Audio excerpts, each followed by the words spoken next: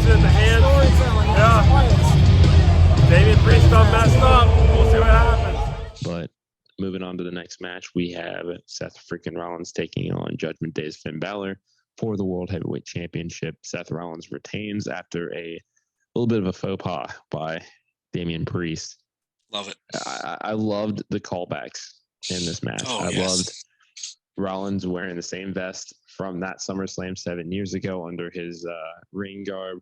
Finn having 7 written across his shoulder. I mean, I know it's not the demon like you wanted, but the closest thing I got. So, you know, it's the closest thing I got to the demon, and I'm okay with it.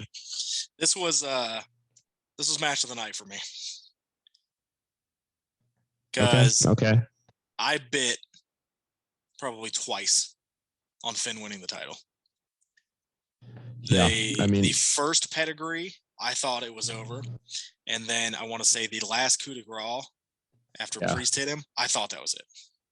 Yeah, that if that had been it, that would have been a fine finish, and I think anybody would have gotten behind that. Very, very telling how Priest is imploring him to use the briefcase. Very clever finish, and then that face is going to be a meme. Oh, it's fantastic for decades. Fantastic. That was great. His face was great. Yeah. I mean, it's clear that the friction, this is a further crack where I think we're eventually going to see there can only be one top dog in Judgment Day. Triple H made a reference to it in the press conference. He said Bloodline has a clear leader. He said the Judgment Day, and I don't know these are exact quotes. You could argue it could be Finn, it could be Damian, it could be Rhea. He's like, I don't think anybody's going to argue Dom, but Dom has a special part in that. But Dom's not the leader. Dom's getting the most heat, but Dom's not the most leader. It'll be interesting to see because it's that trust thing with Finn is you're cashing in. No, I'm trying to help you win the title. And he on rewatch, he kept saying, we're going with plan A. We're going with plan A. That kind of went out the window and it didn't work.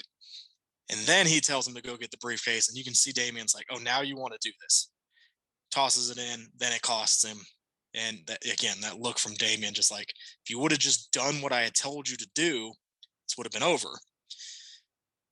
The cracks are there. Does this lead to Finn bringing in JD as kind of his, protege, his new right-hand man? He can't trust Damian. Keep an eye on him, that kind of stuff. Ally. I don't know what's next. It, yeah. I would like. The rumor is at Payback, it's going to be Finn, Damian, and Seth in a triple threat. I could see that too. I mean, at this point, this would be. I don't know if I want Finn in another title match. But this would be kind of the trilogy of that feud of sorts. I mean, I think that it'd be easy to explain a faux pas of this magnitude or get over it.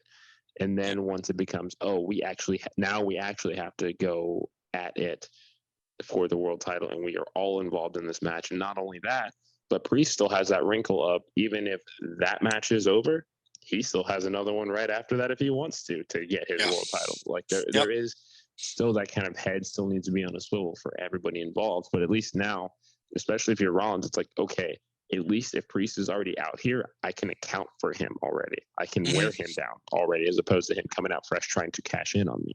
So, there's that. And then, obviously figuring out how to neutralize Rhea and Dom and, and whose side are they include as well. Yeah, exactly. We don't know. Yeah, all right, I'm sold. I want the triple threat. Let's see what you did for me. See what you did for me. I'm in. I'm in 100%.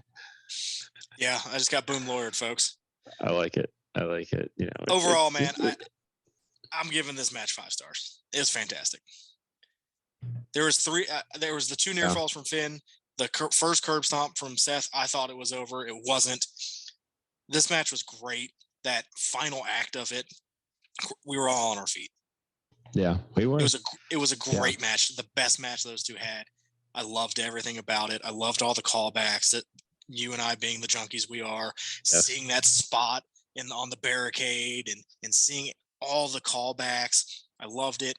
That is what like long-term storytelling, and for them to go all the way back and do that is something I feel like they wouldn't do in the past. And I think that's the Triple H influence, and that's what I really like.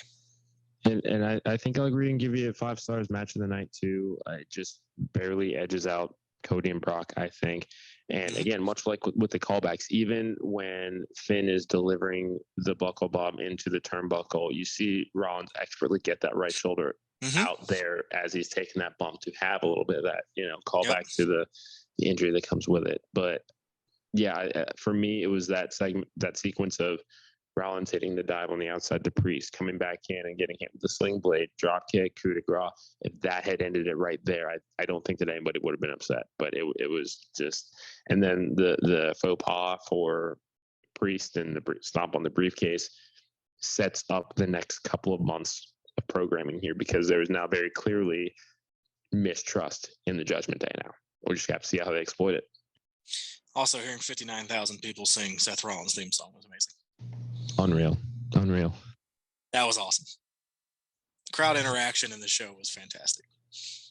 It really was. That's why I like the sleeker sets now, because it's all about us.